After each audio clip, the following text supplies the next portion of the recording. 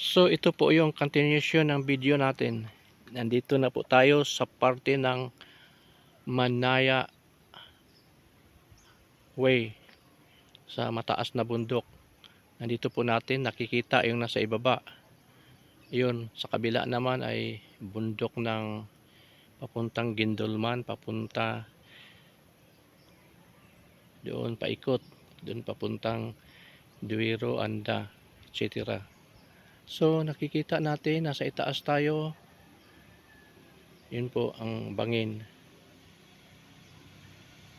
Hindi na po maaninag yung bangin kasi po maraming kahoy. Ayan po. So dito sa kabilang side naman, ito yung parte na naglandslide. Ayan. So nilagyan nila ng sinimento nila yung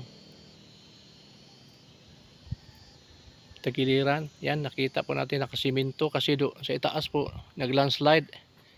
Yun, nilalagyan nila ng kable pala, ito mahabang kable sa itaas oh. Ayan ang ugat ng mga kahoy. Yan. Pag malakas na ulan, lindol, malalandslide na naman yan.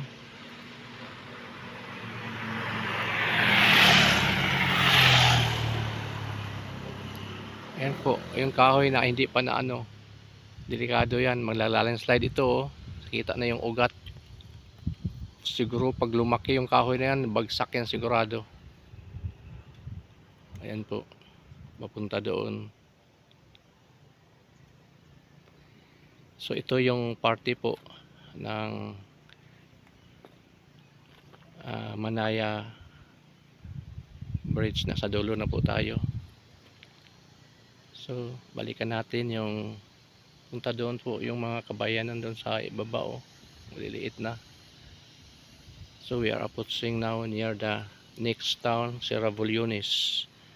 So dito lang po tayo.